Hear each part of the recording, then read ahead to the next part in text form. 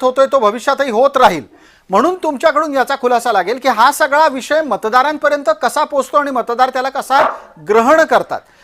तुम्ही घाबरून पक्ष बदललेत हा आक्षेप तुम्ही म्हणजे वैयक्तिकरित्या तुमच्यावर घेऊ नका। तुमच्या नेत्याविषयीचा हा जो आरोप आहे त्याच्याविषयी आहे की एकनाथ शिंदे हे घाबरून गेलेले आहेत भारतीय जनता पार्टीच्या जवळ, हा आरोप आहे। आणि या आरोपाला तुम्ही उत्तर द्या, 30 सेकंदात द्या, पण त्यापेक्षा पुढचं आणखी 30 सेकंदात काय सांगाल? तर हे सगळे आरोप मतदाराला पटतात का? मतदार याकडे बघून मतदान करतो का?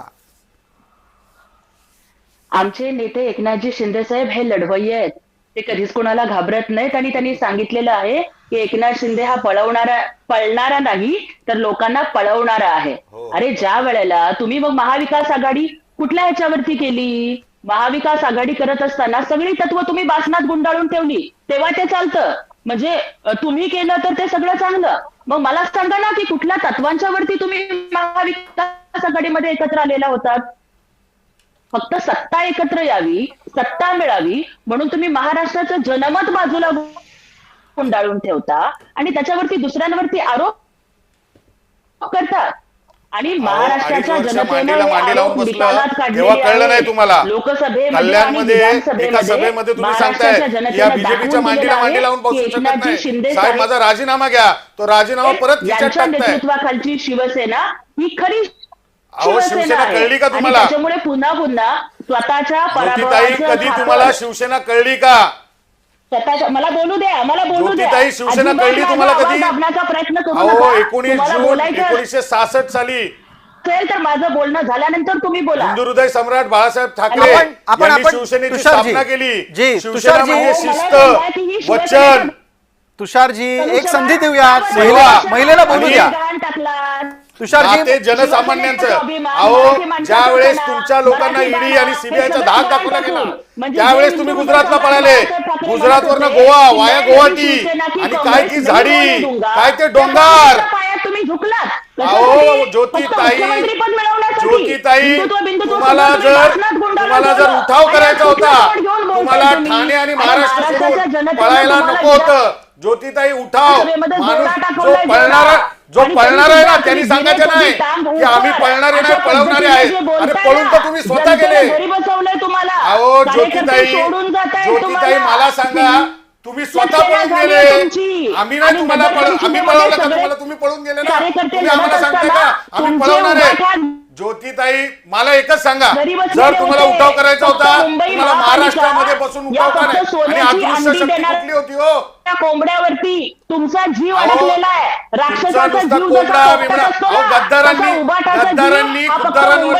बोलायचं नाही। इथे जेवढे आहेत अहो तुमचा गट आहे गट, अजूनपर्यंत तुम्हाला न्यायालयाने पूर्णपणे शिवसेना तुमच्या असं सांगितलं नाही। एवढ्या दिवस लांब खेचत केलेले अदृश्य शक्ती तुमच्या मागे का 10 वेळा जाताय तुम्ही? दिल्लीला का जाताय?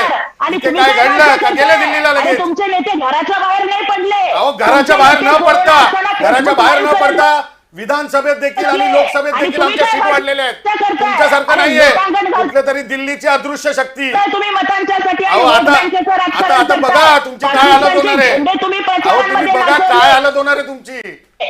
आता जावं लागतंय सारखं दिल्लीला, अमित शहाकडे जावं लागतंय। आणि तुम्ही काय देवेंद्र साहेब तुमचं मानत नाही, ऐकत नाहीये। राहू द्या चांगलं चाललंय। लाडक्या बहिणींना न्याय दिला, लाडक्या शेतकऱ्यांना न्याय दिला।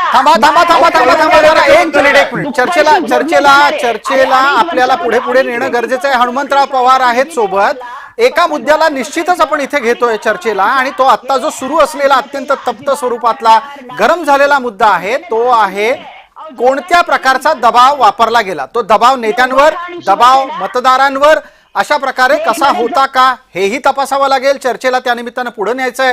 थोड्या वेळापूर्वी हीच चर्चा इतक्याच तप्त स्वरूपामध्ये भारतीय जनता पार्टी विरुद्ध पवार गट अशी होती, आता ती शिवसेना विरुद्ध ठाकरे गट अशी झाली आहे। आता काँग्रेसला आपण या चर्चेत घेऊयात आणि एकदा समजून घेऊयात की राजकारणातल्या दबावाचं राजकारण मतदारांपर्यंत कसं पोहोचतं का? मतदार केवळ आणि केवळ स्थानिक पातळीवरच्या त्यांच्या मुद्द्यांच्या आधारे मतदान करत असतात। मी हनुमंतराव आपल्यापर्यंत हा मुद्दा आणतो। कसं आहे, काँग्रेस 3 वेळा फोडणारे शरद पवार आजही काँग्रेसच्या सोबत असतात। शिवसेना सर्वाधिक वेळा फोडणारे शरद पवार उद्धव ठाकरेंच्या सोबत असतात। लोक हे बघत नाहीत का? मग लोक मतदान कोणत्या आधारावर करतात?